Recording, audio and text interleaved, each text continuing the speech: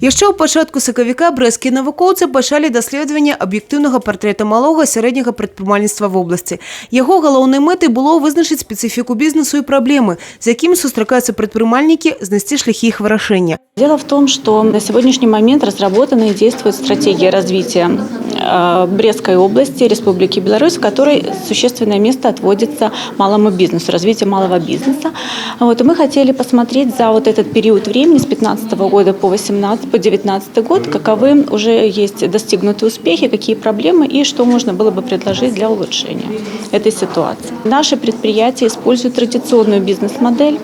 Они опираются в основном на труд, финансовые ресурсы и все-таки недостаточно используют еще инновационный ресурс и такое направление, как владение, обладание информацией. На пачаток года ў галіне малога сярэдняга прадпрымальніцтва в области функцыянуе звыш 10 700 малых і сярэдніх прадпрыемстваў. З іх каля 330 з колькасцю супрацоўнікаў да 250 чалавек. Звыш 9 000 мікраарганізацый са штатам да 15 чалавек. У лідарах Брэст, Баранавіч і Пінск. Сярод накірункаў дзейнасці самыя запатрабаваныя гандаль, транспарт, аказанне паслуг і вытворчасць. У паказчыку агульнай занятасці малы і сярэдні бізнес рэгіёна займае каля чвэрці. Увогуле яго удзельная вага ў краіне расце, але резервы для развіцця невычэрпныя.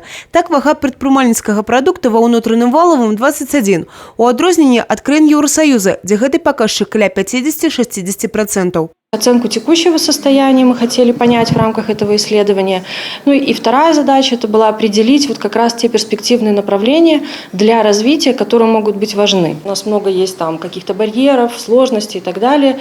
Сами бизнесмены и исследования показывают, что в определенных сферах это в принципе выглядит все достаточно неплохо. То есть это такая субъективная оценка, которая трендами, скажем, последнего года, она уже не так...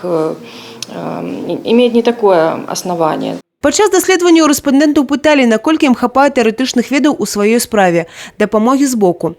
30 удзельнікаў хацела больш ведаць аб сучасных тэхналогіях гандлю на рамках развіцця бізнес-стратэгій. Сярод перспектыў на будучае – асваенне сацыяльнага бізнесу. Як падкрэсліваюць эксперты, гаворка ідзе не толькі пра працаўладкаванне людзей з абмежаванымі магчымасцямі, але і аб грамадскіх пытаннях, якія ў стане вырашыць бізнес. Напрыклад, пытанні другаснай перапрацоўкі адыходаў, экалогія. Для рэалізацыі ўсяго гэтага пакуль не хапае заканадаўчай базы. Сфера социального бизнеса, она нуждается в нормативном регулировании, в разработке комплексного нормативного акта, для того, чтобы развить эту сферу, для того, чтобы заинтересовать предпринимателей, работать непосредственно в сфере социального бизнеса. Вот для этого и нужен такой комплексный нормативный акт. И мы считаем, что Республика Беларусь в настоящее время стоит на пороге необходимости принятия данного документа и систематизации законодательства в данной области. Спікеры запрасілі прадпрымальнікаў далучыцца да вялікага бізнес-форума, які адбудзецца ўжо напрыканцы верасня ў Брэсце. Евгения Мороз, Александр Сівіцкі, тэлерадыёкампанія «Брэст».